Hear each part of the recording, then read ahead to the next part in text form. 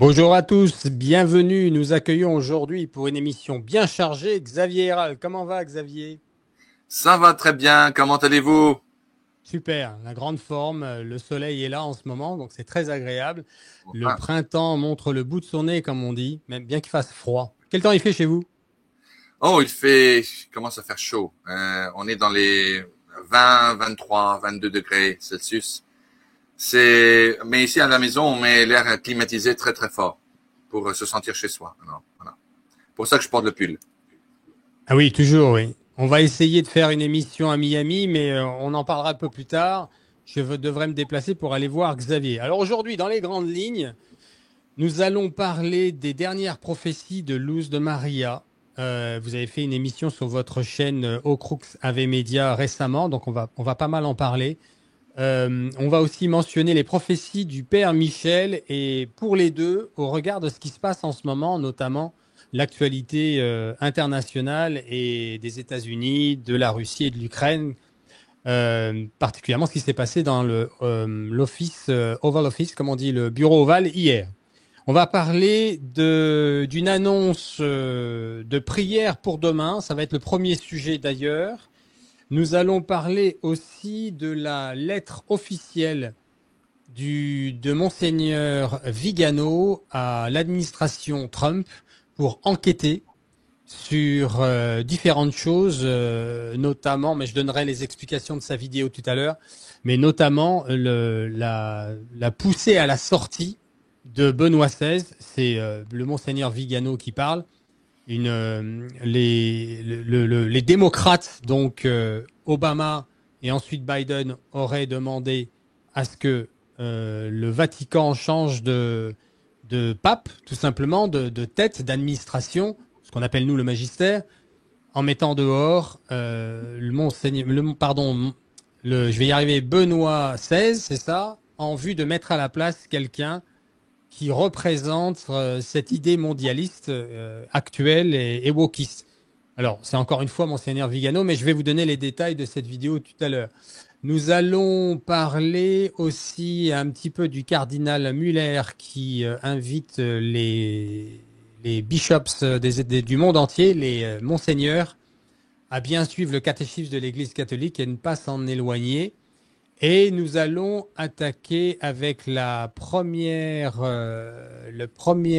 info. C'est donc l'appel à la prière de Xavier Héral pour demain.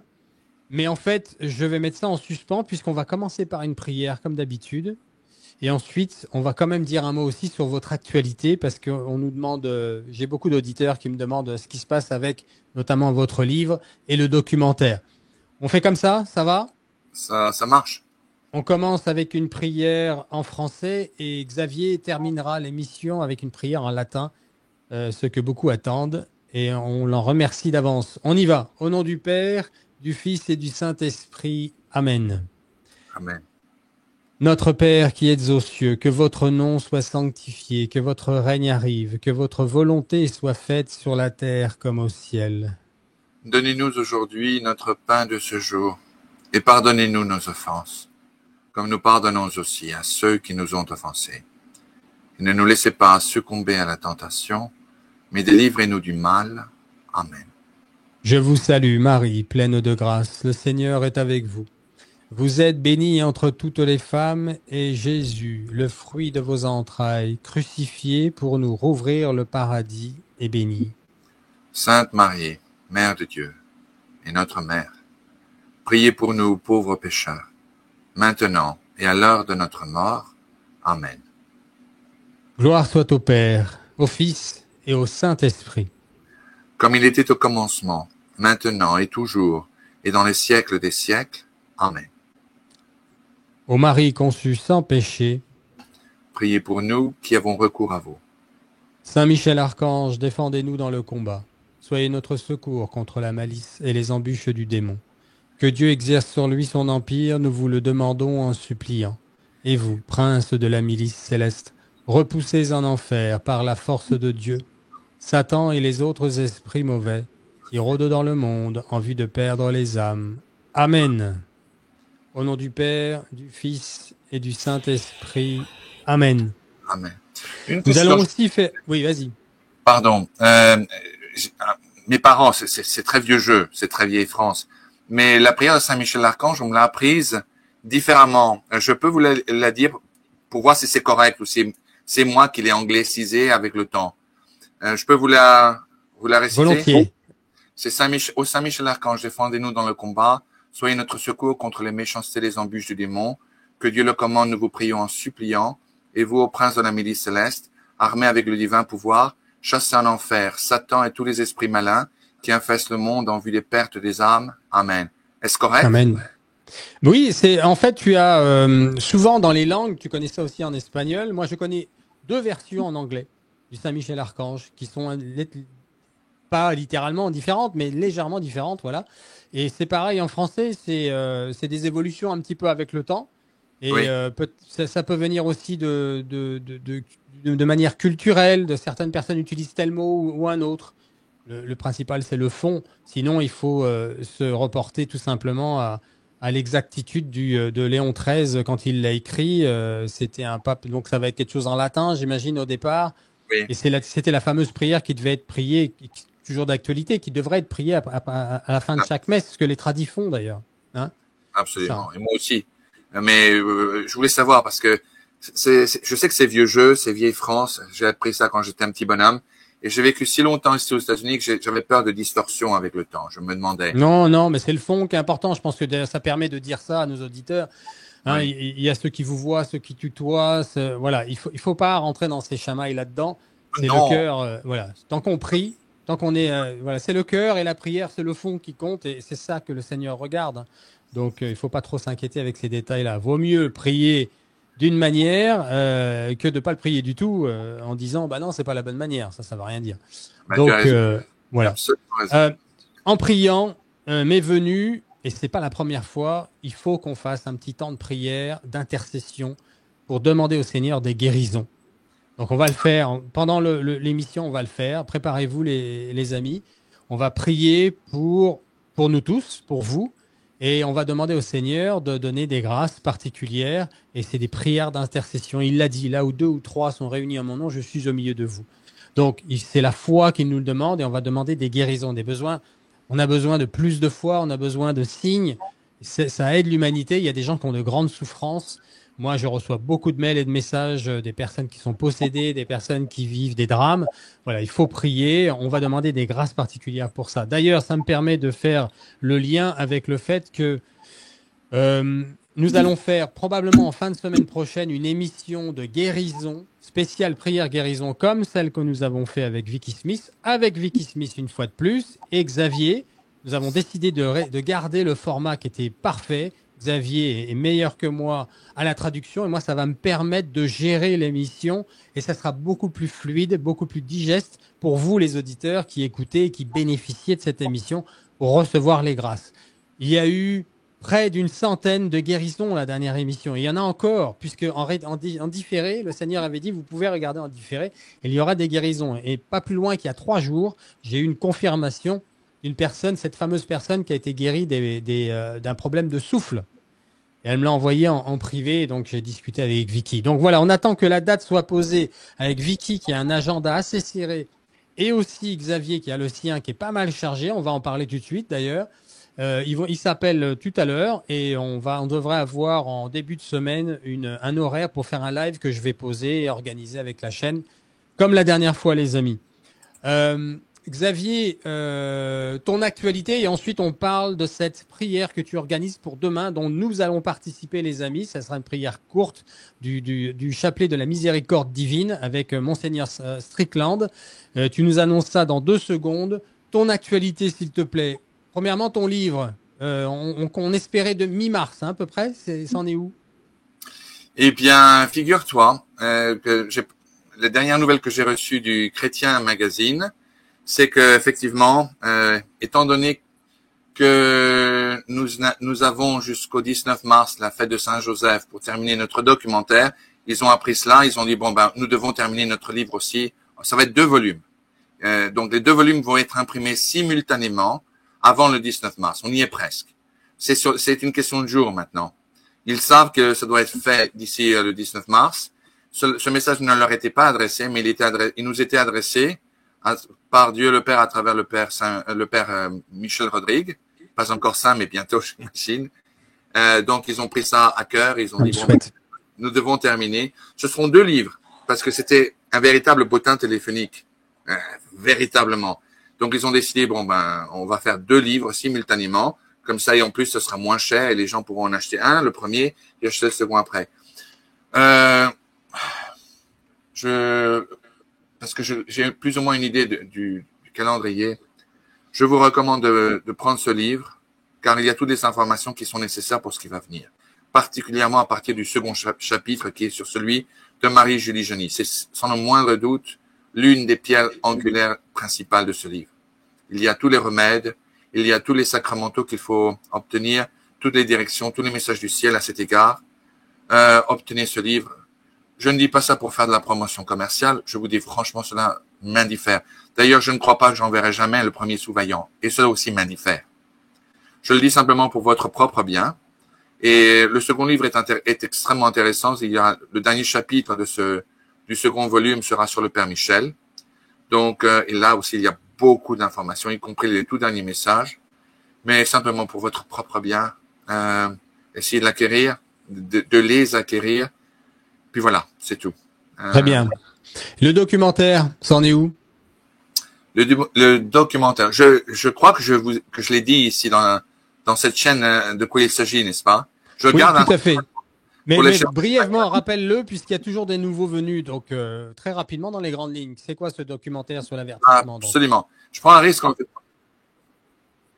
Ce documentaire est justement sur l'avertissement et l'avis sur The Warning, qui a été annoncé initialement par Sainte Sœur Faustine de Krakow, en Pologne, qui a été confirmé quelques années plus tard, une vingtaine d'années plus tard à Garabandal, à travers Conchita González, puis qui a été confirmé aussi, entre autres, très brièvement, mais ça a été confirmé quand même, enfin, ça a été annoncé initialement par Marie-Julie Jahini, confirmé par Luz de Maria, confirmé par le Père Oliveira de Brésil et confirmé enfin par le révérend Père Michel Rodrigue. Donc, cela a trait principalement avec les témoignages de chacun des voyants que je viens de vous mentionner et avec des effets spéciaux qui vont montrer aux téléspectateurs à quoi s'attendre. Mais principalement, comment se préparer. Je sais qu'il y a eu auparavant une autre émission, un autre documentaire qui est sorti il y a quelques mois de cela, mais que j'ai vu, mais que enfin, il me semble, c'était bien, mais il manquait une quantité de choses importantes. Le Garabandal n'est jamais mentionné. Jamais. Et c'est l'une des pierres angulaires de ce cas. Marie-Julie Jani non plus. Le Père Michel non plus. Le Père Oliveira non plus. Luz de Maria non plus. Ici, vous aurez des témoignages directs de Luz de Maria, du porte-parole du Père Oliveira, du Père Michel lui-même en personne. Nous aurons des actrices qui répéteront ce que Sainte Sœur Faustine a elle-même dit et écrit. On entendra notre Seigneur à travers une voix qui reproduira fidèlement le message du ciel à travers Sœur Faustina, etc., etc. Donc, nous avons trouvé 2 metteurs en scène. Non, c'est bon. Alors, le message du ciel à travers, et après ça a coupé. Les messages du ciel à travers Sœur Faustina, Sainte Sœur Faustina, les messages du ciel à travers le Père Oliveira, le Père Michel, Conchita González. Nous avons des extraits d'interviews et de Marie Loli de Garabandal et d'autres, et de Marie-Julie Jahini, entre autres. Donc là, on est dans un format DVD ou ça va passer en salle, ça? Ça va passer en salle. On a déjà une maison de distribution américaine, une grande chaîne. Oui, écoutez, c'est très simple. Ça nous est arrivé véritablement sur un plateau d'argent. Je ne comprends pas. Quand on a commencé, j'espère que je ne prends pas trop de temps. Mais quand on a commencé, merci. Quand on a commencé ce projet, nous étions 7 personnes seulement et on pensait qu'on allait le limiter simplement à YouTube. Les choses nous ont été offertes sur un plateau d'argent quand on a connu ce premier metteur en scène qui cherchait à me rencontrer après avoir lu mon livre. Je lui expliquais quel était l'objet de notre mission avec le révérend Père Michel.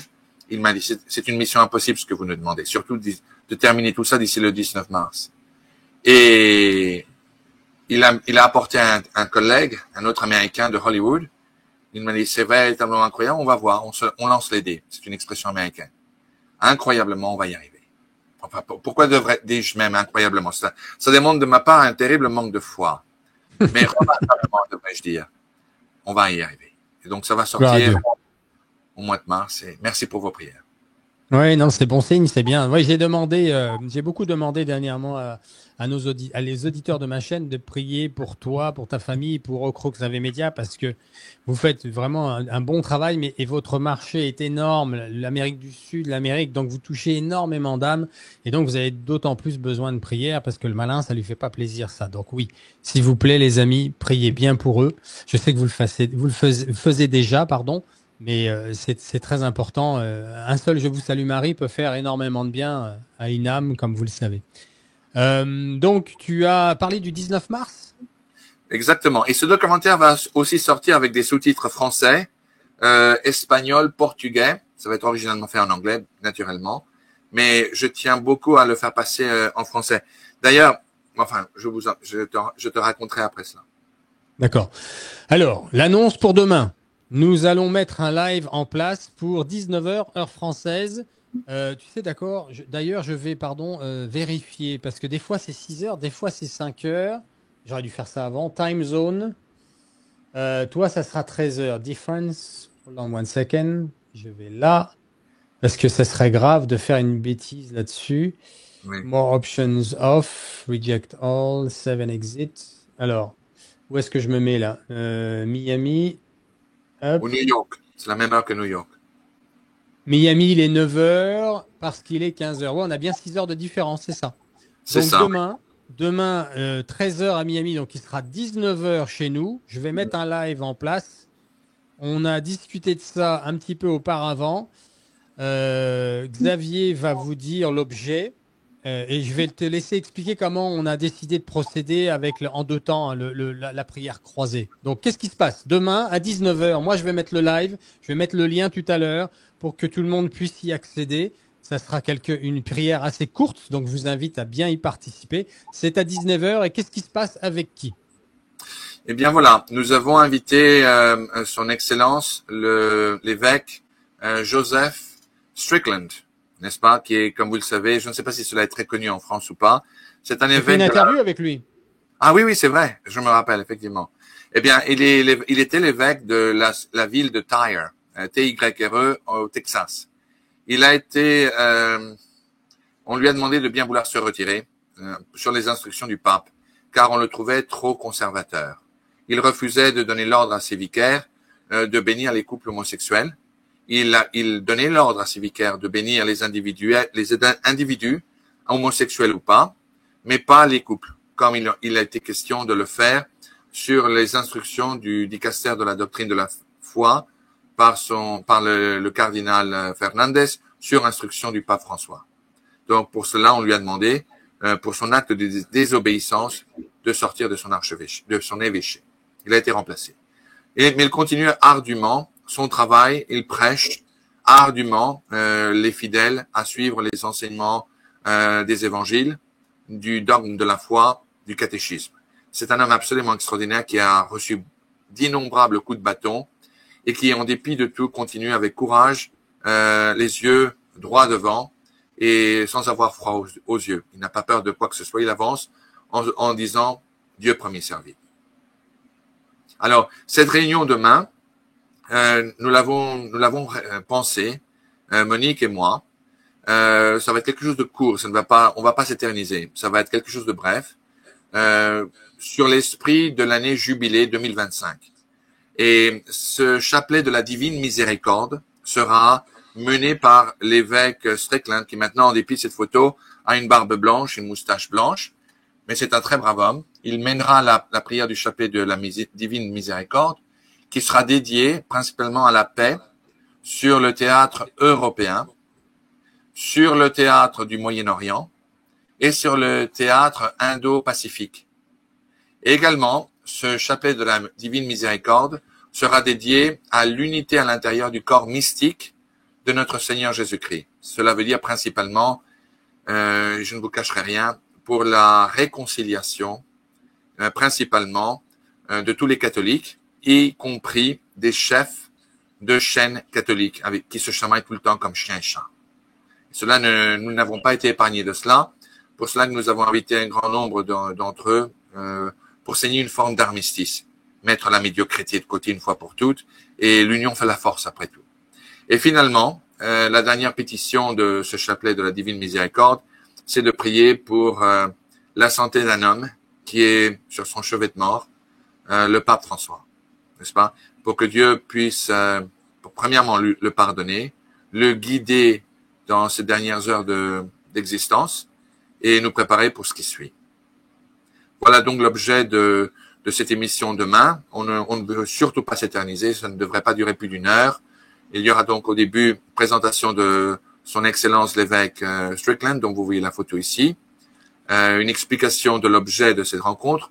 On présentera tous les capitaines des chaînes podcast, y compris et principalement, entre autres, Cyril, qui non seulement est un invité, mais comme vous le savez tous, c'est aussi un ami, à titre personnel, c'est un frère d'armes pour moi. Et de là, on commencera. On terminera avec un dernier mot de conclusion et on se dira à la fin, on se tirera on se dira au revoir. Voilà. Je veux juste dire une chose à ce sujet, les amis. On n'a pas encore décidé parce qu'on a été trop affairé avec d'autres choses. Et lui, Xavier, pardon, voilà, c'est assez neuf. Il a réussi à réunir les personnes qu'il voulait présentes pendant cette émission au dernier moment. On n'est pas encore certain de la modalité. Alors, on va tout avoir à l'écran, mais est-ce que je vais être capable, sans ennuyer les autres chaînes, en étant audible, tout en entendant quand même ce qui se passe dans l'émission, de vous traduire en français ce qui va être dit? À cause du format, on n'est pas encore certain de comment je vais pouvoir faire ça. Parce que je peux pas parler au même moment que Monseigneur Strickland, c'est juste pas possible, puisqu'on est tous dans la même émission. Et en même temps, si je vous traduis pas, il va parler en anglais, donc c'est pas très fun pour vous, les auditeurs en francophone. Donc, on va trouver un moyen. Mais je sais pas encore exactement, on va faire confiance. On verra bien. De toute façon, la prière, ça sera assez simple parce que c'est la miséricorde divine. Et donc, on a décidé, Xavier, c'est bien ça, que Monseigneur Strickland, il va l'apprendre lui-même dans pas longtemps, mais on cherchait un moyen pour les Espagnols et les francophones. Eh bien, c'est que Monseigneur Strickland va prier la première partie à voix normale et haute, et il va prier la deuxième partie à voix très basse, ce qui fait que nous, on pourra prier dans notre langue et s'entendre nous-mêmes prier la deuxième partie. Exemple, je vous salue Marie pleine de grâce. Alors il va le faire en anglais, lui évidemment. Hail Mary, full of grace, the Lord is with thee. Blessed art thou amongst women, and blessed is the fruit of thy womb, Jesus. Ça, c'est la première partie du Je vous salue Marie. Et ensuite, il va le dire, la deuxième partie, à voix basse. Holy Mary, Mother of God, pray for us sinners, now and at the hour of our death. Amen. Et là, c'est à ce moment-là qu'on dira, nous, notre deuxième partie, dans notre langue, en ce qui nous concerne, nous, le français. Sainte Marie, Mère de Dieu, priez pour nous, pauvres pécheurs, maintenant et à l'heure de notre mort. Comme on connaît, alors là, je prends le rosaire, c'est un mauvais exemple, pardon. C'est comment on dit déjà pour la divine mercy. Le chapelet de la Divine Miséricorde. Père éternel, je t'offre le corps, le sang, l'âme et la divinité de ton très cher Fils, notre Seigneur Jésus-Christ, en rémission de nos péchés et de ceux du monde entier. Donc là, la deuxième partie, pour ceux qui connaissent cette prière, on la fera en français et le Monseigneur Strickland la fera à voix basse. Voilà. Enfin, vous m'avez compris, hein, le format, c'est ce qu'on a décidé de faire pour qu'on puisse le faire ensemble. Quant à la prise de parole de Monseigneur Strickland en anglais, la traduction automatique sans déranger la chaîne, les autres managers de chaîne, on ne sait pas encore, on verra ça demain. Voilà les amis. Un mot, tu me permets? Oui, nous allons avoir littéralement des milliers de catholiques de par le monde. Des milliers. Je vais essayer d'être bref lors de la présentation. On commencera avec la présentation de l'évêque. Je crois que je vais faire quelque chose de très très bref et je le traduirai en français et en espagnol parce que ce sera bref. Il faut que ce soit le plus bref possible. On va pas s'éterniser dans cette émission. Je doute qu'on aille même jusqu'à 1 heure de durée, mais je sais que c'est ça le problème avec les chaînes qui sont trilingues. Il faut prendre en considération tout le monde. C'est extrêmement compliqué et parfois il y a des gens qui s'agacent avec ça en écoutant. En ayant à attendre que la traduction espagnole se termine, la traduction en français. Il y a beaucoup de gens, surtout les anglo-saxons, ne sont pas particulièrement connus pour être patients. Donc, je vais essayer d'être bref et de traduire le plus rapidement possible en français l'explication du chapelet et en espagnol. Et de là, on commencera. Je vous demande à tous de bien vouloir être indulgents à cet égard, d'être patients et vraiment d'utiliser tout l'esprit de charité qu'il s'en doit. Parce que c'est toujours ça la complication avec les chaînes trilingues. Et là, on va avoir des milliers de gens. Vous, mesdames et messieurs, amis, vous représenterez la France et le monde francophone avec Cyril comme votre capitaine. Voilà. Le Canada, les Outre-mer à travers le monde, oui, d'ailleurs. Et il faut qu'on prie, d'ailleurs, on va le faire tout de suite avant que j'oublie, c'est trop important. Il faut qu'on prie pour la Réunion. Ils sont sous un cyclone, ils s'en sortent là, mais ils ont pris tellement d'eau. Il y a eu des décédés, hein, il y a une petite dizaine apparemment. Alors la communication sur les décès sur des îles de la destination touristique, elle est pas toujours exacte. Hein. En tout cas, il faut prier pour toutes ces personnes qui sont sans électricité et qui ont eu cette épreuve particulière. On va faire un Je vous salue Marie, rien que pour eux. On y va. Au nom du Père, du Fils et du Saint-Esprit. Amen. Pour nos amis réunionnais. Je vous salue Marie, pleine de grâce. Le Seigneur est avec vous. Vous êtes bénie entre toutes les femmes et Jésus, le fruit de vos entrailles, est béni. Sainte Marie, Sainte Marie, Mère de Dieu et notre Mère, priez pour nous, pauvres pécheurs, maintenant et à l'heure de notre mort. Amen. Amen. Au nom du Père, du Fils et du Saint-Esprit. Amen. Je le dis parce qu'il y a des personnes qui se posent des questions, parce que je l'avais annoncé dans mon émission de tout à l'heure ce matin, en revenant du jogging. Nous allons parler aussi, mais c'est au moment où je vais vous parler de la lettre de Monseigneur Archevêque Vigano, de cette rumeur que le pape François serait déjà décédé. Donc on va en parler, hein, parce que évidemment sur cette chaîne et dans cette émission, on se demande qu'est-ce qui se passe à ce sujet-là. Évidemment, on va vous dire ce que la rumeur, on va vous dire ce qui circule. Et puis, on s'en tiendra là parce que de toute façon, on n'en sait pas plus. Tout ce qu'on sait, c'est qu'il n'y a en effet aucune image qui circule depuis son entrée à l'hôpital et que ça nourrit évidemment cette rumeur. On va y revenir avec Monseigneur Vigano. Nous avons cette prière d'intercession que nous allons faire. Je voudrais qu'on parle maintenant, s'il te plaît Xavier, des dernières prophéties urgente de Dieu le Père à Luz de Maria. Et peut-être que tu vas faire en même temps celle du Père Michel. Je te laisse choisir. On t'écoute. Oui. Si tu me permets, une petite parenthèse avant. Concernant l'archevêque Vigano, il est bon à savoir qu'il était le nonce apostolique aux États-Unis. C'est-à-dire que c'était lui l'ambassadeur du Vatican à Washington. Donc, sa parole a beaucoup de poids. Le fait qu'il vienne annoncer, pour moi, c'est une surprise aussi. Je viens de l'apprendre à travers toi, Cyril, qu'il déclare que Barack Obama, Hillary Clinton et toute cette pègre politique de Washington est demandée ou est contribuée à la destitution de François, ou à sa démission plutôt. De Benoît XVI, oui. Pardon, de Benoît XVI. Cela porte beaucoup de poids. Il a beaucoup de crédibilité. Ici, aux États-Unis, l'archevêque Vigano porte beaucoup de poids. Donc, prenez ça très au sérieux. Cela est une information de toute première importance. Voilà. Oui, ça sera très intéressant parce que c'est plus facile d'annuler, de rendre nul et non avenu, comme dit, on va en parler, le Monseigneur Vigano, l'élection du conclave de François, que de l'accuser d'hérésie, c'est un peu trop compliqué, même si ça peut être vrai. Alors que là, si l'administration américaine prouve qu'il y a en effet dans les dossiers classifiés des États-Unis, non pas du Vatican, on n'y aura pas accès, mais ceux du FBI et de l'administration américaine, si on sort un dossier où on démontre en effet que ils ont poussé à la sortie Benoît XVI en le menaçant de mort pour mettre leur agenda en place de wokisme mondial, alors ça annule de facto le conclave et tout ce qui va suivre derrière, tout ce qui a suivi derrière la mise en place des nouveaux cardinaux, etc. On va y revenir. Alors, Luz de Maria, Dieu le Père, information urgente. Vous avez fait une émission sur ta chaîne avec Monique, on salue bien. Et qu'est-ce que tu peux nous dire? Ah oui, alors, pardon, Luz de Maria, on a aussi un petit message puisque on attendait une émission avec elle. Il y a eu une urgence avec son fils. Elle s'occupe de son fils. Je te laisse nous expliquer et ça se fera donc après. Oui, elle m'a demandé de ne.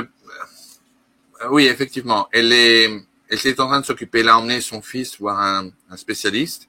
Donc, en ce moment, elle est extraordinairement occupée, en dépit du fait qu'elle continue à transmettre les messages publics de Notre Seigneur, de la Vierge Marie ou du ciel, en général.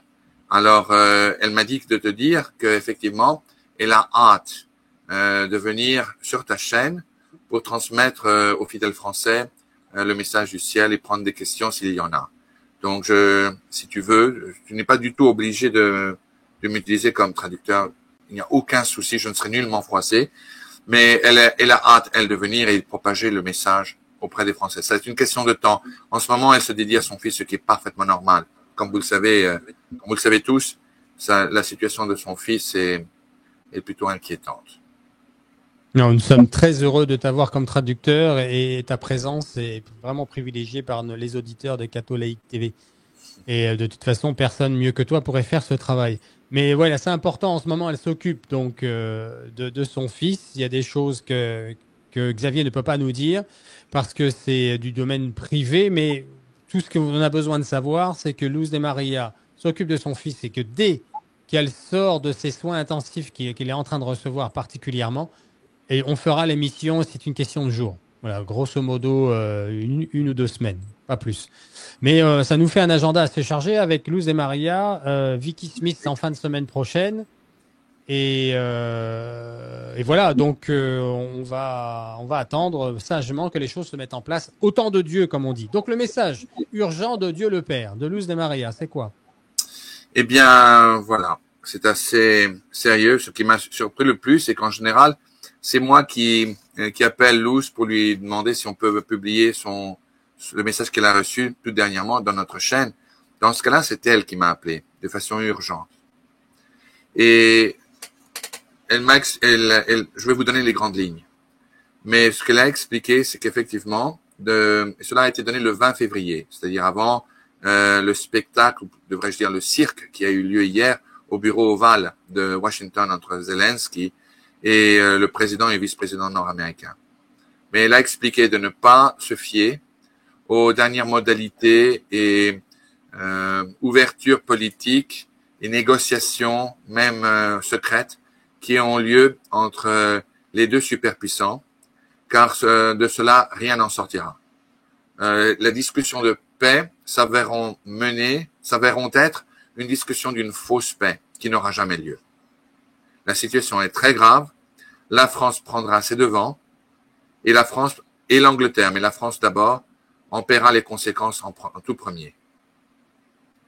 Pour qu'elle m'ait appelé pour me demander de faire passer ce message urgemment, cela démontre je n'ai pas vu ça depuis juin de l'année dernière quand le père Michel m'a téléphoné quand j'étais au Montana. Tu t'en rappelles?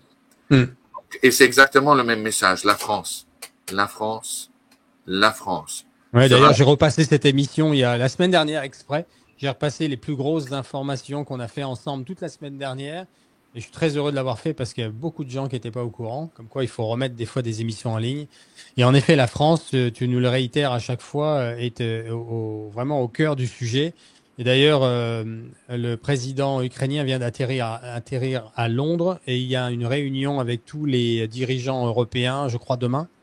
À ce sujet-là et vu le va-t-en-guerre qu'on a comme président, on s'attend à tout en effet.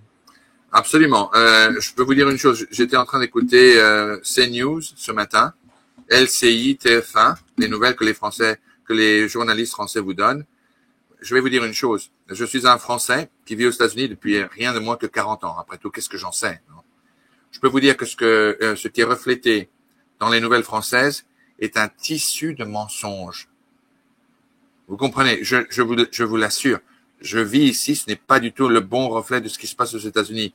L'immense, pas une petite majorité, l'immense majorité du peuple américain, sur les derniers sondages, même certains républicains qui étaient ardus à défendre la cause ukrainienne. Il y a un sénateur en particulier, j'ai oublié son nom, qui défendait corps et âme le projet et la campagne ukrainienne contre la Russie. Ils se sont énormément offusqués au manque de sang-froid de Vladimir Zelensky hier lors de son entrevue avec Donald Trump et son vice-président. Non? La majorité du peuple américain pense effectivement que Zelensky n'a démontré aucune forme d'humilité, aucune forme de diplomatie et qui n'a pas la fibre ni la carrure d'un chef d'État. Il y aura évidemment toutes les grenouilles de bénitier et les défenseurs de l'ancien mandat Biden et Harris, qui disent ben non, c'est les Américains, c'est nous qui avons fait un guet-apens. Et les Français se sont bien empressés de répéter cela sur toutes les chaînes d'information. Cela ne reflète pas l'opinion de la majorité américaine. J'ai vu hier toutes les nouvelles, non seulement Fox News, ABC, CBS, NBC, même CNN. Les Américains appuient la position de Donald Trump et de Vance dans leur immense majorité. Alors effectivement, il a fallu pratiquement arracher une reconnaissance ou une forme ou un semblant de reconnaissance de Zelensky quand le vice-président Vance lui avait dit « Mais avez-vous au moins une seule fois remercié les efforts du peuple américain ?» C'était véritablement des efforts d'un arracheur de dents. Et Zelensky disait « Ah oui, oui, God bless America, God bless ». Il utilisait des formules qu'il savait sont très populaires aux États-Unis pour glorifier les États-Unis. En d'autres mots, il lui lançait des pétales de rose parce qu'il avait peur sur le moment même de perdre son contact et son avenue privilégiée avec l'administration américaine. Mais le fait est que ces réponses ont été très, très malvenues. J'ai vu la chose en direct depuis mon bureau. Hier après-midi, je n'en revenais pas. Je ne crois pas du tout que c'était un guet-apens. Ce n'était pas préparé. D'ailleurs, à un moment donné, même le président Trump semblait surpris par la réponse et par l'attitude très arrogante qu'employait Zelensky en répondant et en demandant à Vance « Est-ce que je peux poser une question ?» C'était pas le moment de parler de cela. Les chefs d'État, surtout dans la position où se trouve Zelensky, doivent apprendre à se taire. Il n'est pas toujours bon de dire ou de faire un écho du reflet de sa pensée. On peut dire effectivement, on peut penser certaines choses, mais s'il y avait un guet-apens, le guet-apens semblait plutôt un plan préparé. Cela semblait être celui de Zelensky, qui effectivement semblait essayer de saboter la signature du contrat ayant trait aux terres rares qu'il voulait littéralement donner aux Américains. Alors effectivement, les Américains, la presse américaine accuse Zelensky plus qu'autre chose d'essayer de dicter les termes des négociations que les Américains sont en train de mener avec l'Ukraine. Et il y a une chose qui n'a pas été dite dans les nouvelles françaises, qui ont été dites très clairement aux États-Unis.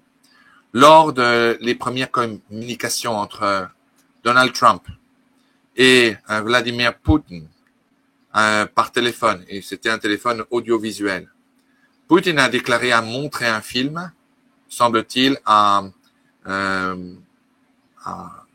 Donald Zelensky. Trump. Ah, Donald Trump, pardon, oui. Lors de sa conférence audiovisuelle, comment cette guerre a commencé en 2014 avec le coup d'État. C'était un coup. En 2014, quand le gouvernement qui fut élu démocratiquement a été pris de force par un nouveau régime. Et ça, il faut pas l'oublier. Et quand le nouveau régime ukrainien, qui était consumé de haine, et entre parenthèses, et cela est historique, ce n'est pas sujet d'interprétation. Il y a certains membres qui portent même des tatous dans leurs bras, qui sont des tatous néo-nazis, des sympathies très néo-nazis, non? Ces gens-là cela n'a pas été montré aux nouvelles françaises, mais aussi aux États-Unis, oui. Quand après le coup, certains de ces Ukrainiens révolutionnaires ont pris des russophones, et ukrainiens, mais russophones, et les ont entourés avec des pneus qui étaient trempés de gasoline, ils les ont mis à feu, en quantité industrielle, à Odessa, à Kiev, en partie en Crimée, surtout dans le Donbass, qui est principalement fait d'Ukrainiens russophones, qui ont la culture, l'histoire russe, n'est-ce pas?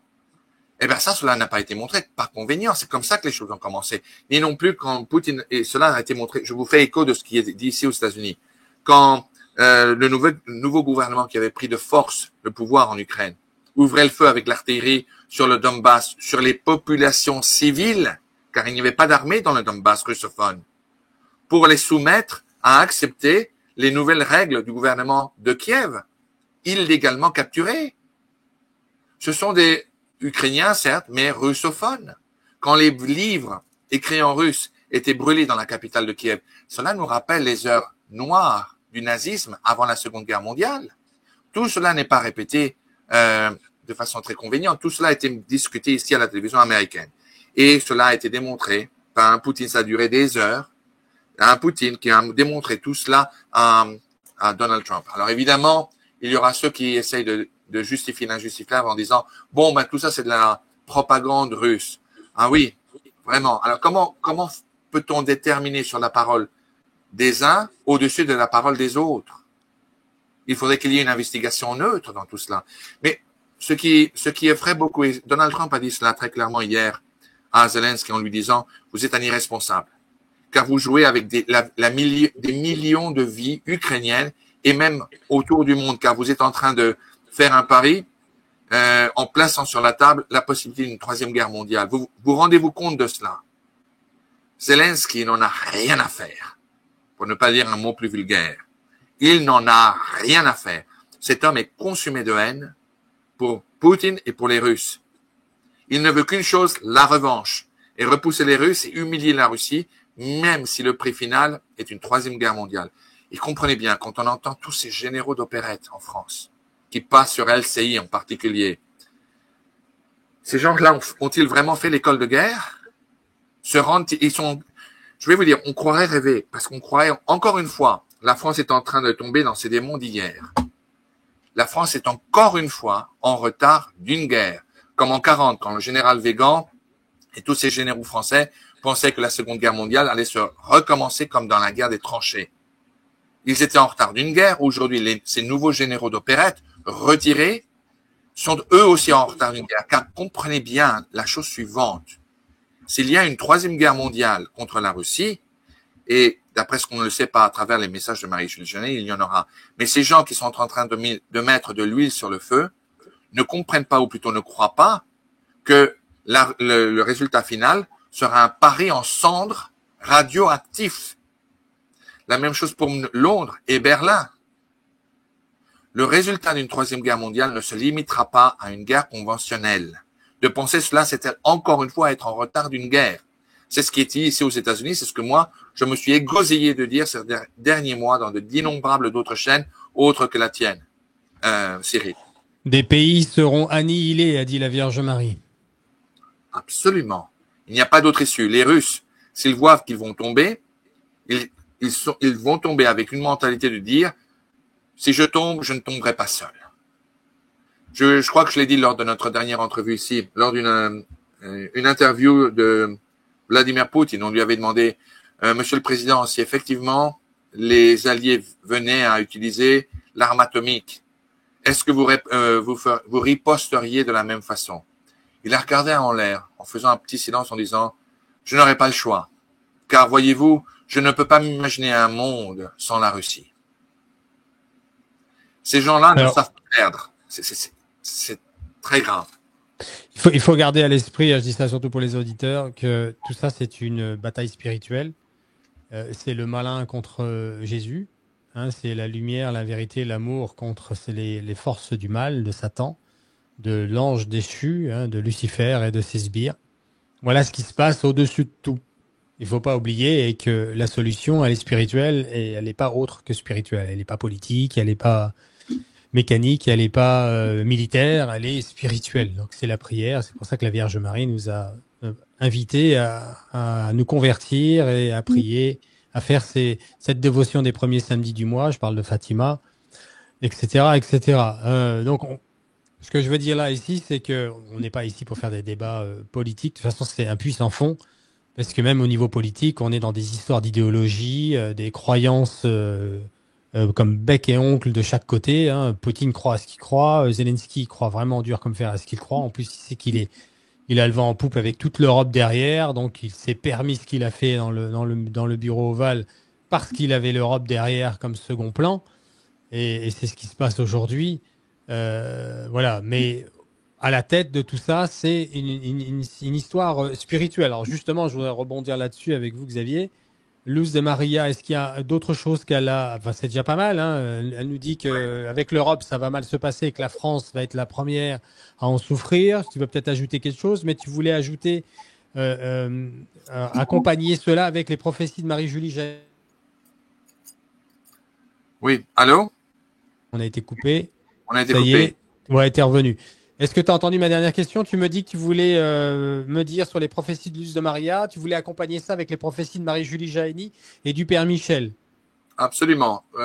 Tu te rappelleras que l'année dernière, en juin de l'année dernière, quand j'étais au Montana et que le Père Michel m'a appelé, tu te rappelles de l'histoire. Il hoquetait, il était vraiment très blessé, très touché par l'apparence de la Vierge Marie qui lui disait il fallait commencer une neuvaine pour la paix et que la France serait l'un des pays instigateurs de cette troisième guerre mondiale euh, qui, quoi qu'il arrive, arrivera. Quoi qu'il advienne, aura lieu. Oui, Euh, parce que c'est trop tard maintenant. oui, la Vierge Marie lui a dit que l'objet de cette chaîne ou neuvaine de chapelet était afin de réduire l'intensité du byproduct de cette guerre, du résultat de cette Conséquence. guerre. Exactement. Or, il semble que maintenant, Louise de Marie a reçu un message quelques mois plus tard, extraordinairement similaire. Je peux vous dire même une chose, que quand le Père Michel m'a appelé en juin de l'année dernière, à l'époque, je ne voulais pas le dire, mais le Père Michel m'a demandé, Xavier, après il avait repris un peu son contrôle, ton frère, où habite-t-il en France? Il ne savait pas que mon frère vivait ici aux États-Unis. J'ai dit, non, ne vous inquiétez pas, mon frère est marié ici aussi avec une Américaine, il habite aux États-Unis. Et je lui ai demandé, mais pourquoi me posez-vous cette question? Il m'a donné une réponse. Parce qu'effectivement, la France subira les conséquences de ses actions en premier. Et l'Angleterre peu de temps après. Donc, Marie-Julie Jahenny disait que c'est une nuit d'été, les aéroports vont être bombardés, c'est ça? absolument. Ce sera une guerre, un autre Blitzkrieg qui aura lieu en France. Et tous les lieux de télécommunication, de transportation seront frappés en tout premier lieu. Pas du tout comme la guerre a été menée en Ukraine depuis le début. La guerre d'Ukraine n'était pas une guerre d'invasion. Cette prochaine guerre qui est supposée avoir lieu va être une guerre d'invasion. Alors évidemment, tous les systèmes de télécommunication, tous les centres d'électricité, tous les aéroports civils et militaires seront des primary targets, des objectifs principaux par les Russes. Et la France sera Il y a la frappée. date du 29 juin aussi qu'on peut mentionner. Qu'est-ce qu'il y a? Il y a quelque chose avec Marie-Julie Jahenny le 29 juin?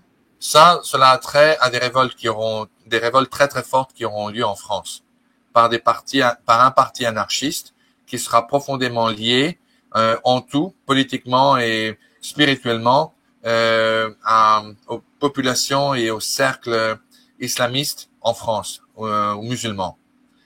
Nous connaissons déjà ce parti qui existe en France, la fameuse NUPES, et cette fameuse coalition de gauche. Donc, d'après Marie-Julie Jahenny, il y aura de terribles révoltes en France pendant un été qui aura lieu en France, effectivement en fin de juin, qui mènera certaines populations à mettre le feu même à Paris. Paris ne sera Ouais. pas entièrement consumé par le feu, mais il y aura des dégâts énormes. Et que peu de temps après, ce sera la guerre. Là, il y a une fronde qui se met en place, qui avait l'air de rien au départ, mais ça commence à avoir vraiment un mouvement. Et je sais pas si tu es au courant, mais ils ont fermé deux chaînes, un Oui, canal en France qui est C8 et F12, là où je sais plus, la 12. Et donc, ça commence vraiment à faire du bruit parce qu'ils prennent ça pour une dictature en marche, en fait. Et ça met vraiment de l'eau au moulin. Ça amène de l'eau au moulin dans le fait que ça met tout le monde en colère. Et ça corrobore avec ce que tu venais de dire. Donc oui, 29 juin, donc bon, on ne sait pas si c'est cette année, mais c'est la date donnée. Et en tout cas, les frappes de la Russie par surprise, une nuit d'été sur tous les aéroports de France par la Russie. la France sera châtiée. Et cela me brise le cœur de le dire parce que c'est mon pays, c'est ma nation, c'est ma patrie. Mais d'après les prophéties reçues par Marie-Julie Jahenny et par le Père Michel, ce sera l'une des premières nations à être frappée, et de plein fouet. Ok. Bon, Et, Seigneur, prends pitié. et j'ai entendu ce matin également aux nouvelles que Emmanuel Macron serait, avec son état-major, en train d'étudier la possibilité d'envoyer des Rafales transporteurs et des Mirage 2000 des Mirage 2000N transporteurs de têtes nucléaires en Allemagne pour s'approcher du territoire russe et pour éventuellement mettre sous un parapluie nucléaire l'Europe. personnellement, je ne vois pas d'objection à cela. J'espère que cela n'ira pas au-delà des frontières est européennes. Vous savez, tu sais, Cyril, ma famille connaissait les De Gaulle depuis les années 50 et 60. Et je suis forcé de me demander ce que le général, s'il aurait été en vie, ce qu'il aurait fait. Est-ce qu'il aurait essayé de trouver une solution diplomatique avec la Russie, ou est-ce qu'il aurait été du côté des Anglo-Saxons, dans cet esprit va-t-en-guerre irresponsable, et sans essayer de trouver une solution à l'amiable? Je suis forcé d'en arriver à ma conclusion, mais je crois que la réponse est évidente. Mais même s'il aurait vécu, il aurait agi de la façon qui aurait été la sienne, je ne crois pas que beaucoup de Français l'auraient suivi. Parce que je ne sais pas d'où vient ce vent de folie qui pousse tout le monde à vouloir déclarer la guerre. Je crois qu'il y a beaucoup de gens qui ont été humiliés de déclarer, d'appuyer une solution militaire en pensant qu'ils allaient gagner, avec ce mirage, en pensant qu'ils pouvaient armer jusqu'aux dents l'Ukraine. Et je crois qu'ils ont beaucoup de difficultés à voir la défaite, parce que c'est une défaite militaire sur toute la ligne, à cause qu'ils sont pratiquement sortis du terrain par les Russes et les Nord-Coréens. Mais je crois qu'il y a des gens qui, avec cet esprit, ce vent de folie qui pousse les nations européennes à la guerre, ne pardonneront pas les circonstances à leur avoir démontré qu'ils avaient eu tort. Faut beaucoup prier pour la paix. Amen, amen. J'ai eu une info hier sur une annonce. Ça vient du. Tu as connu, je sais pas toi, le prêtre. Ça a été. Il a quitté la prêtrise. C'était un jésuite qui s'appelait Martin Malachi et qui a écrit des romans. Bien sûr. Irlandais. On a eu une émission dernièrement avec un de ses amis. On a interviewé à ce sujet. Mais oui, continue, pardon. Et on vient d'apprendre, en fait. Enfin, on vient d'apprendre. Moi, personnellement, je viens de l'apprendre, mais c'est quelque chose qui circulait pas tant que ça, apparemment.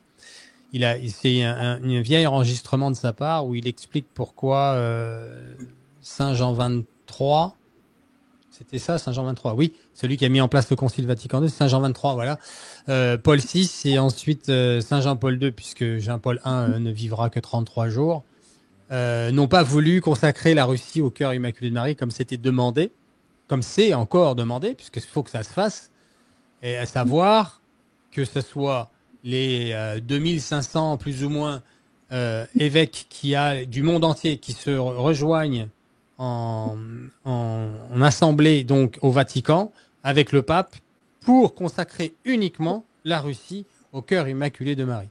Et donc il y a d'abord le fait que Saint Jean XXIII n'était pas très croyant de Fatima, Paul VI n'y croyait pas du tout. Et que là-dedans, ils avaient quand même le mouvement. Pour Saint Jean 23, c'était au temps de la guerre froide. Donc, se mettre en avant comme ça publiquement, de consacrer la Russie au cœur immaculé de Marie, ils voyaient eux dans leur esprit que c'était une demande. C'est comme on disait ouvertement que le communisme était une chose très grave qu'il fallait l'anéantir. Enfin, c'est un peu leur interprétation de la demande de la Vierge Marie dans le troisième secret de Fatima. Et ça serait la raison pour laquelle ils l'ont pas fait. Et Saint Jean-Paul II, pour finir avec lui, il leur a dit que c'est quelque chose qui concernait un autre temps et que c'était pas lui le pape en ce temps-là et que donc c'était pas vraiment à lui de le faire. Et voilà pourquoi il a fait une consécration aléatoire de la Russie en mentionnant dans la consécration au monde entier du cœur au cœur immaculé de Marie, voilà, il y avait Don Gabriel Amorce, le prêtre exorciste chef de l'exorcisme du Vatican qui était présent. Il a entendu ce qui s'est passé. Il avait peur vis-à-vis des autres cardinaux de mentionner la Russie. Il n'a même pas mentionné la Russie, Saint Jean-Paul II. Il a mentionné et ce pays aussi qui devait être consacré au cœur immaculé de Marie. En tout cas, ça n'a pas été fait. Ça se fera, mais nous avons les conséquences d'une désobéissance, d'un manque de confiance, de foi de la part de nos éminences et surtout de la part de ceux qui sont censés représenter Saint-Pierre au siège pontifical. Donc là, c'est une histoire, une source sûre qui nous donne ces informations-là. Alors, on va parler justement, je vais vous faire une traduction succincte de la prise de parole de Monseigneur Archevêque Vigano. Jésus soit loué. Donc, je ne vais pas vous jouer toute la vidéo. J'ai fait dans les grandes lignes une petite traduction sur mon carnet. Et je vais vous dire de quoi il parle. Et on va laisser Xavier rebondir là-dessus parce qu'il est un peu au courant aussi. Alors, il dit au départ que il y a de fortes possibilités que le pape soit déjà mort. OK. Que les cardinaux... alors, quel est l'intérêt, ah oui, que les cardinaux ont intérêt à ce que leurs crimes soient enterrés avec le pape François. Donc, il prend des positions très particulières, mais bon, c'est Monseigneur Vigano et c'est pas un illuminé, donc c'est important de savoir ce qu'il dit aussi. Il demande la mise en évidence. En fait, je vais commencer par la fin parce qu'il demande à ce que la nouvelle administration américaine, donc de Trump, et aussi de Trump, pardon, et de l'Argentine, du pays de l'Argentine, d'où vient Monseigneur, pardon, le pape François, puisque lui, il l'appelle pas pape François, de rendre public tous les documents et preuves que je vais mentionner maintenant et qu'énonce Monseigneur Vigano dans sa vidéo. Et ce qui rendrait nul et non avenu l'élection du pape François ainsi que tous les cardinaux qu'il a mis à ce poste depuis son élection, depuis son siège en tant que pape. Et donc, il demande à ce que cette enquête mette en évidence les preuves qu'ils auraient déjà, mais ils veulent que ce soit l'administration américaine de Trump qui, comme il le fait avec le dossier Einstein et d'autres choses, mettre en évidence, d'ailleurs ils vont le faire aussi avec les fameux dossiers extraterrestres, mais c'est pas tout, il y a plein de choses qui vont ressortir comme ça avec Trump. La mise en évidence de la complicité des évêques d'Américains dans le business très lucratif de l'immigration déréglée aux États-Unis avec l'aide à l'international des USA, le fameux USAID, voilà, qui a corrompu plusieurs milliards de dollars. Et il y aurait la participation des évêques des États-Unis là-dessus. Alors, il ne faut pas oublier que c'est l'idéologie wokiste, le mouvement qui veut se débarrasser de la culture occidentale traditionnelle, tout simplement, qui a derrière. L'attitude des cardinaux qui ont fait allégeance au pape François, ils les appellent les Bergogliens, à élire un pape dans la continuité. C'est-à-dire qu'ils seraient en train de préparer, si le pape est mort, ils font toute une manigance en vue de mettre en place quelqu'un qui corrobore et qui va rester dans la continuité de cette fameuse église synodale, qui n'est pas chrétienne, je le réitère. Et donc il avance ça dans sa vidéo.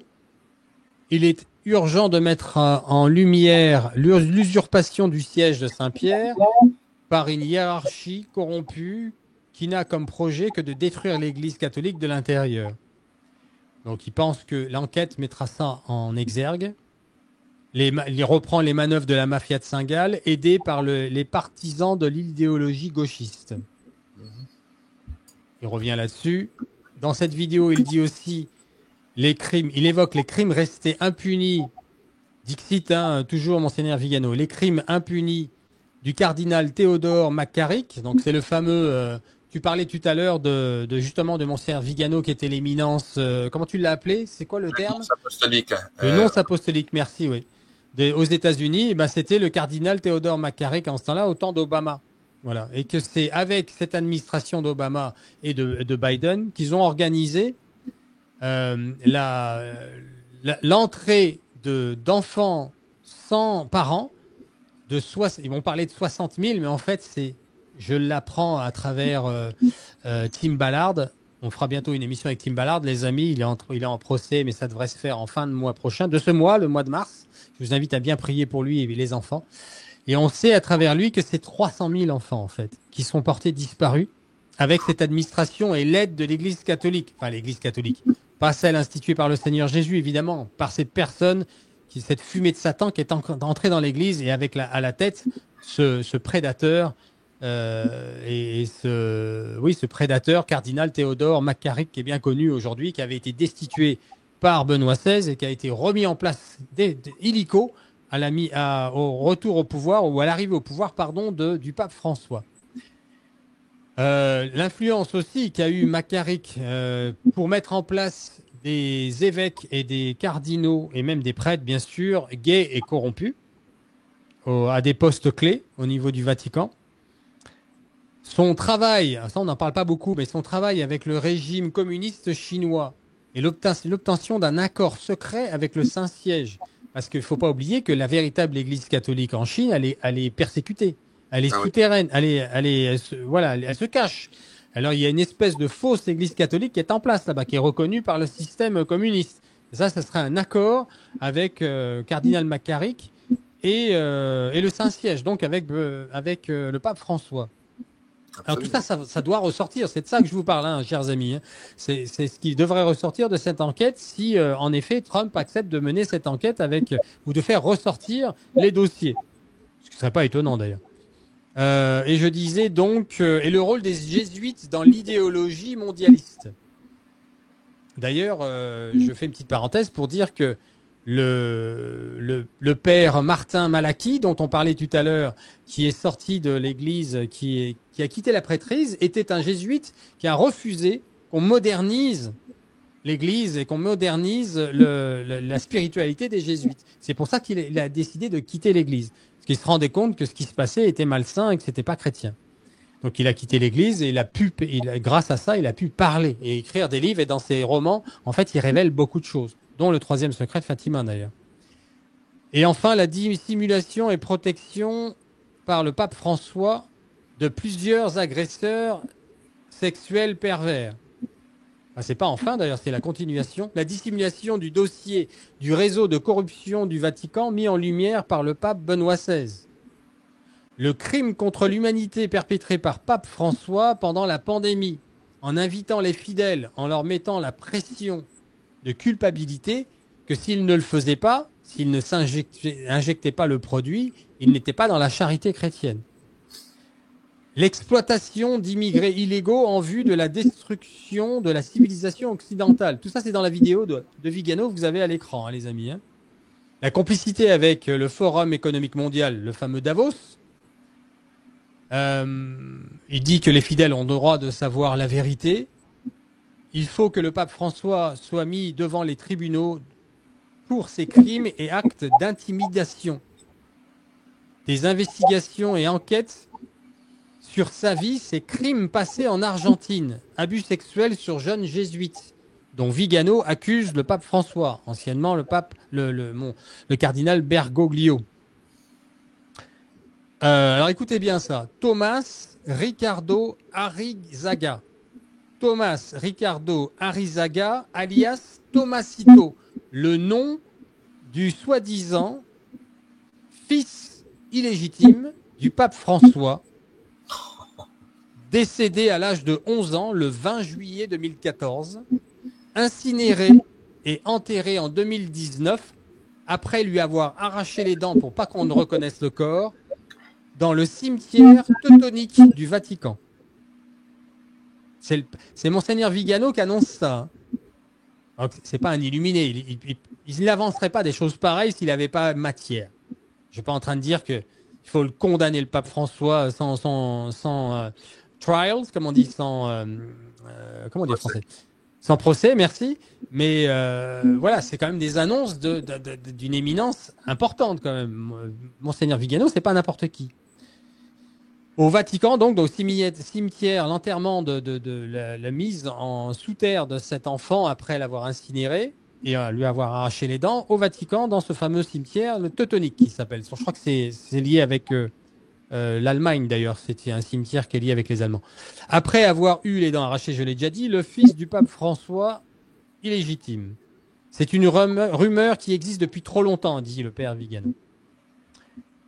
Une alliance criminelle, et je finirai là-dessus, internationale, unie pour éliminer Benoît XVI, le forçant à démissionner en vue de le remplacer avec une éminence mondialiste. Ça a été divulgué par le cardinal Gottfried Daniels à la mise en lumière des fameux emails entre Hillary Clinton et John Podesta, qui était son bras droit pour les élections au temps où elle s'était présentée là contre Trump. Elle a perdu. Et c'est Wikileaks qui avait révélé ça. Donc voilà, ils veulent faire ressortir tout ça. Et Vigano a fait une émission spéciale là-dessus. C'est ce que nous avions à l'écran. Tu veux dire un mot là-dessus, rebondir, Xavier? Euh, il y a une quantité de choses là-dessus que je ne connaissais pas.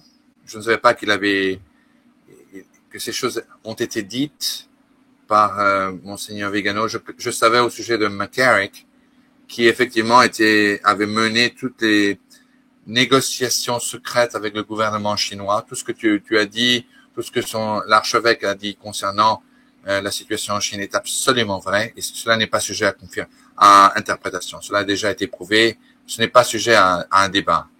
L'Église aujourd'hui qui est menée, qui est dirigée en Chine, est menée par un collège épiscopal qui a été choisi directement par le gouvernement de Pékin.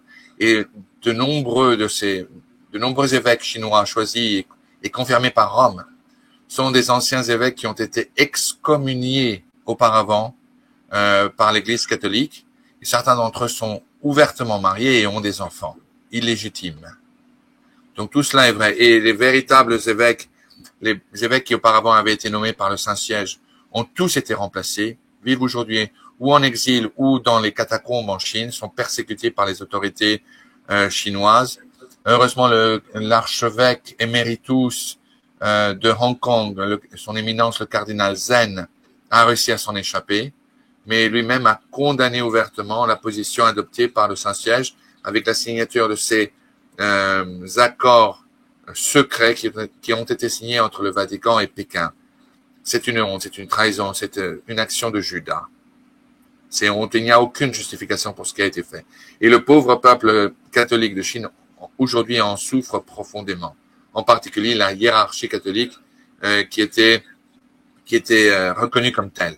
Celle d'aujourd'hui, c'est un véritable une collection d'apparats choisis par Pékin pour maintenir la main sous contrôle de l'influence catholique en Chine. En ce qui a trait aux autres choses, c'est la première fois que j'entends tout cela. Si c'était vrai, et encore une fois, comme je vous le dis, ici aux États-Unis, l'archevêque Vigano a beaucoup de crédibilité, beaucoup de belligérance. Il est vraiment cru. Il a une grande réputation. Et en plus, Lucie se cache aujourd'hui. Je ne sais pas si tu savais cela, mais il se cache parce que il a peur pour ses jours. Il semblerait qu'il aurait été, entre autres, menacé. Qui ça? Je ne sais pas. L'archevêque Vigano. Ah, je savais pas ça. D'accord. Personne ne sait où il est. Il se cache. Ah, Parce que wow. les gens ont été menacés. Donc, d'innombrables choses que tu viens de dire, pour moi, c'est nouvelle. Je ne préfère pas me prononcer en faveur si j'y crois ou si je n'y crois pas. Je t'ai écouté attentivement. Je suis très surpris. Je suis véritablement surpris. À la grâce de Dieu. Amen. On va prier, les amis, on va faire une prière d'intercession pour la demander des guérisons. Mais avant de le faire, je vais rebondir sur ce que vient de dire Xavier. Tu as dit le mot Judas et ça me fait penser à quelque chose que j'ai mis sur ma page Facebook. Je vous invite, les amis, à bien vous abonner si ce n'est pas déjà le cas. C'est aussi sur la page Facebook. Comme ça, vous serez informés de d'autres choses que je ne mets pas dans les émissions. Alors là, je vais vous montrer deux pensées. Deux postulats bien différents, celui du pape François, expliqué par Dr Taylor Marshall,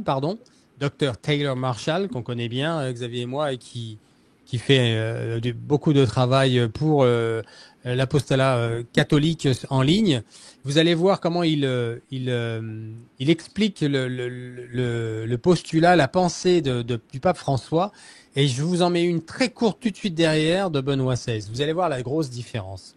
En fait, elle est très claire. Alors, je vais essayer de le mettre à l'écran comme ça, d'une manière assez rapide et simple ici. Est-ce que je peux faire ça? Attendez, hop. Voilà. Pas que ce soit trop. Hop. Vous le voyez là comme ça? Ouais, c'est bon. La théologie de la... Alors, c'est lui, hein, c'est le Dr Taylor Marshall, hein, qui est une grosse chaîne américaine. Il est en dessous. Et c'est un docteur en théologie aussi, entre autres choses. Il a été prêtre, lui, non? Il n'a pas été prêtre, il a été diacre. C'est un prêtre anglican qui s'est converti. D'accord. Merci pour ça, Xavier. La théologie de la libération. La théologie de la libération ou la théologie libérale prend son origine en Amérique du Sud, d'où vient le pape François, ainsi que du marxisme, c'est-à-dire la guerre des classes et la rétribution de tous les biens sur terre, pour y ajouter ensuite une sorte de vernis de catholicisme dessus, sur ce marxisme. En effet, le théologien de la libération commence toujours par le livre de l'Exode. Pourquoi ?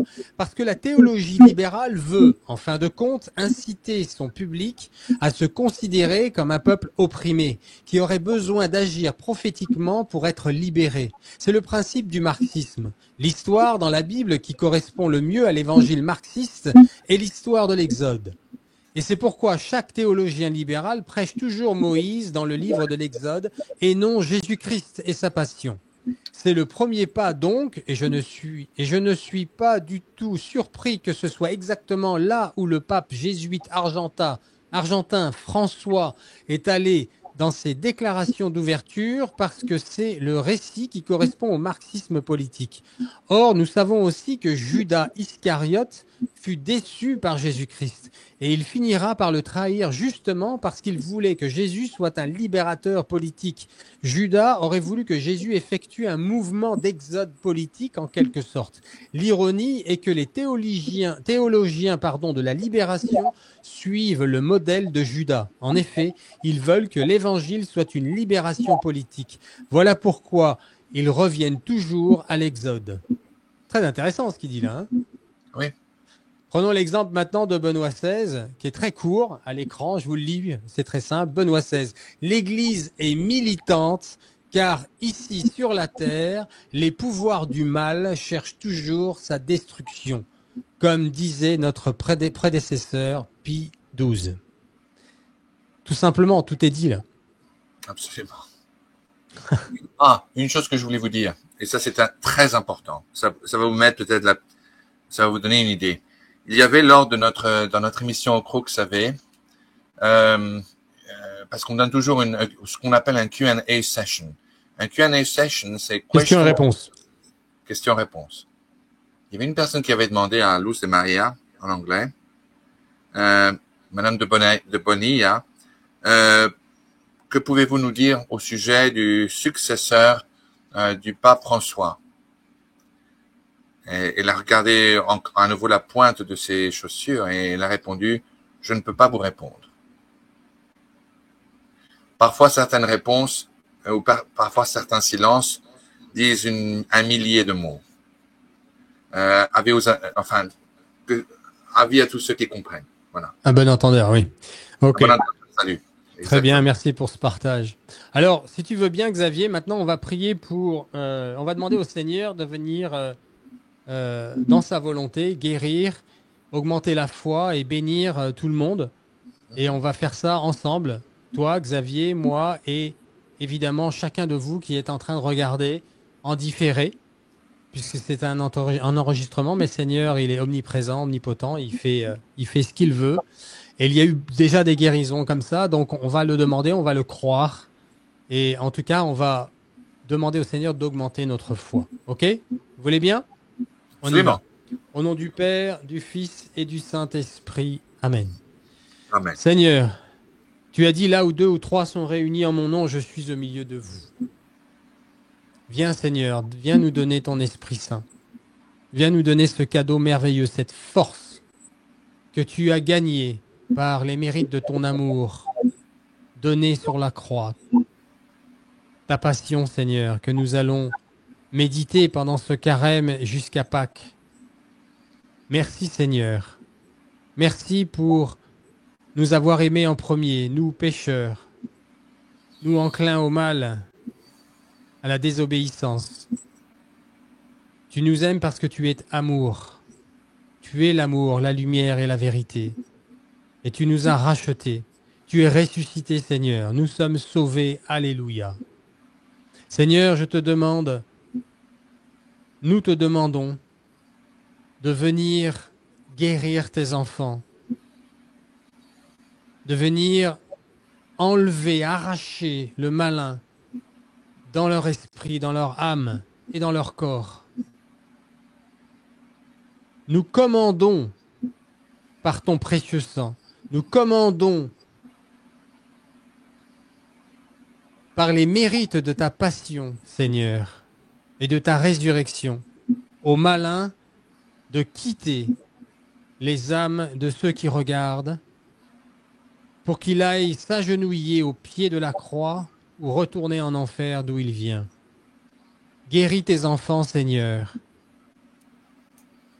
Augmente la foi dans nos cœurs.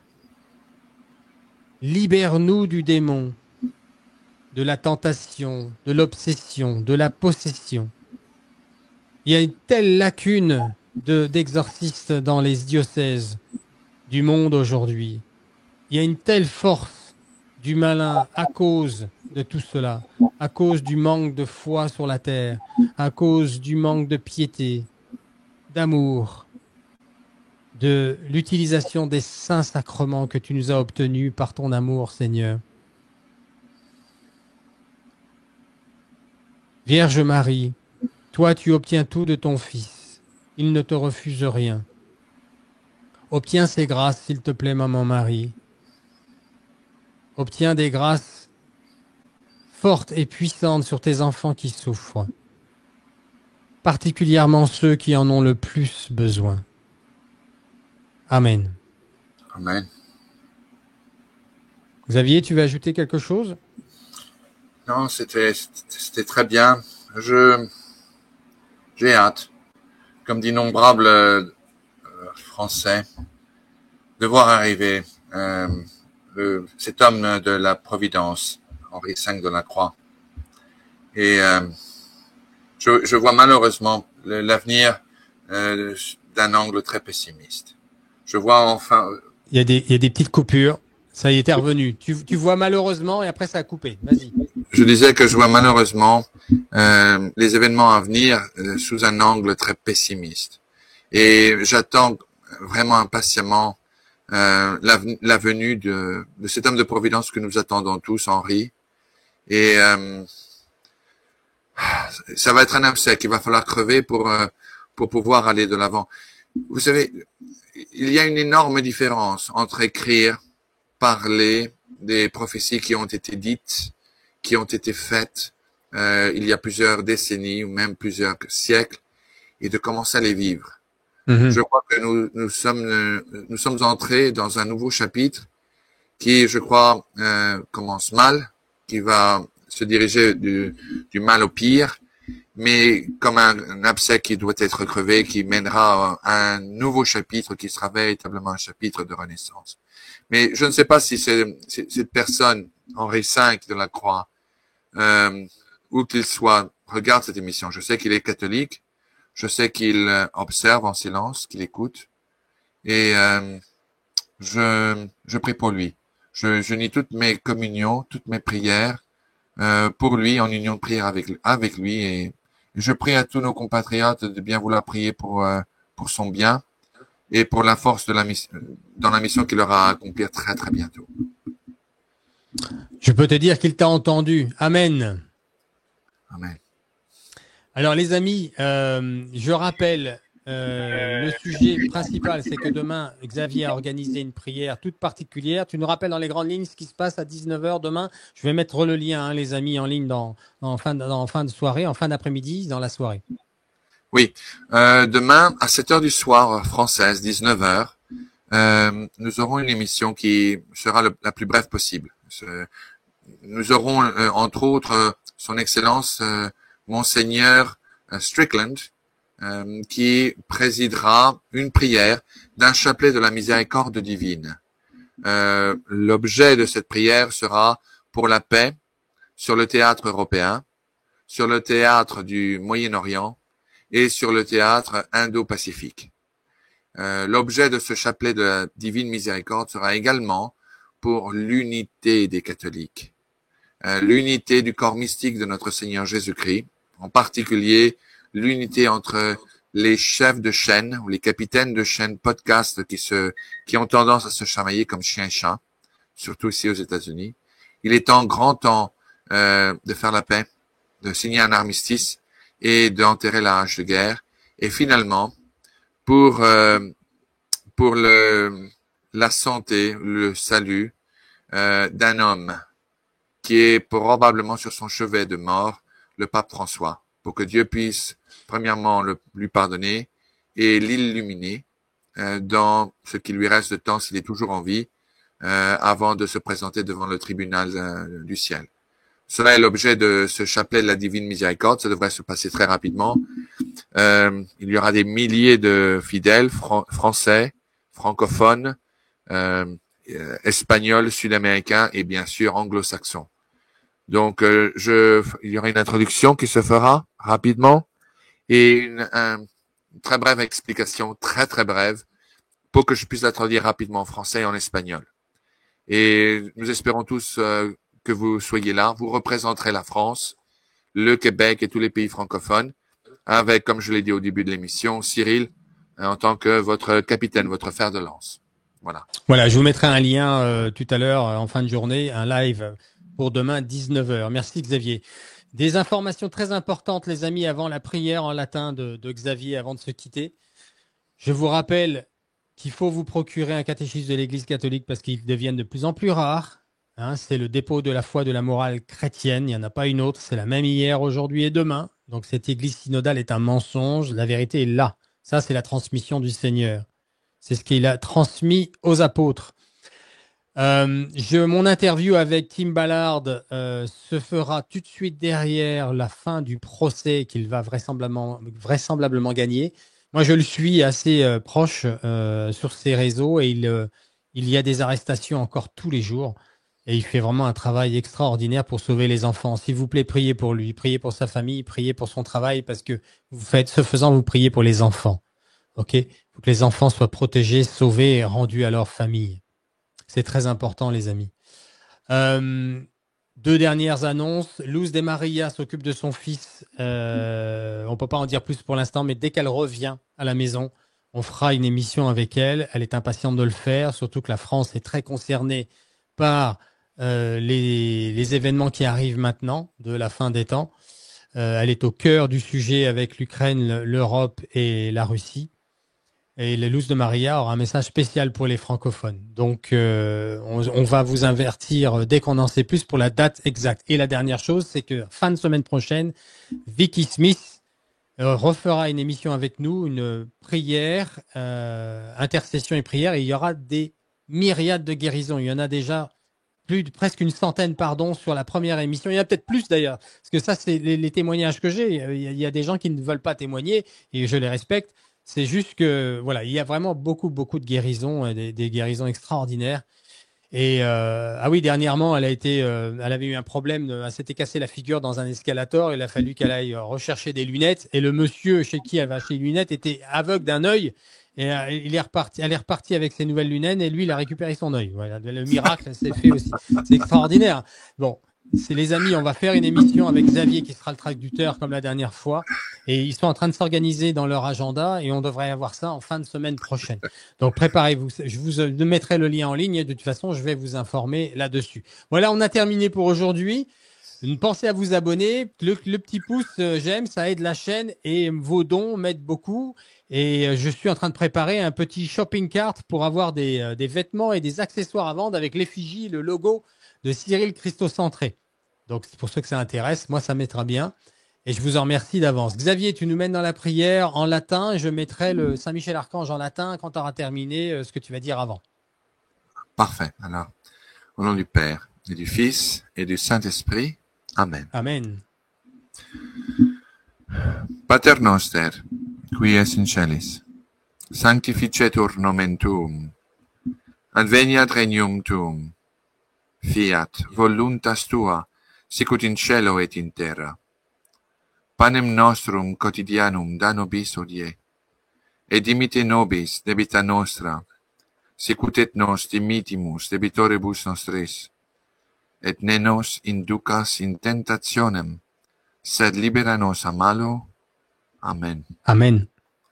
Ave Maria, gratia plena, Dominus tecum, benedicta tu in mulieribus, et benedictus fructus ventris tui, Iesus. Sancta Maria, Mater Dei, et Mater Nostri, ora pro nobis peccatoribus, nunc et in hora mortis nostrae. Amen. Amen. Gloria Patri, et Filio, et Spiritui Sancto, sic ut era in principio, et nunc, et semper, et in saecula saeculorum. Amen. Amen. Sanctem Michael Arcangele, defende nos in proelio. Contra iniquitiesiam et insidias diaboli, esto presidium. Imperit illi Deus, supplices deprecamur, tuque princeps militias celestis, Satana maliosque spiritus malignos, quid ad perditionem animarum pervengentur, in mundo divino virtute et in infernum detrude. Amen. Amen. Au nom du Père et du Fils et du Saint-Esprit. Amen. Amen. Merci Xavier. Merci à toi. Merci, bon week-end. Et puis on se dit à demain alors. On se voit demain pour le même. live à 19h, heure française pour nous. Je prépare le live, les amis. Vous aurez le lien. Je le mettrai en dessous de cette vidéo, tiens. Dès que il sera prêt. OK? À demain, Xavier. Bonne fin de journée à toi. À bientôt. Pareillement. À bientôt.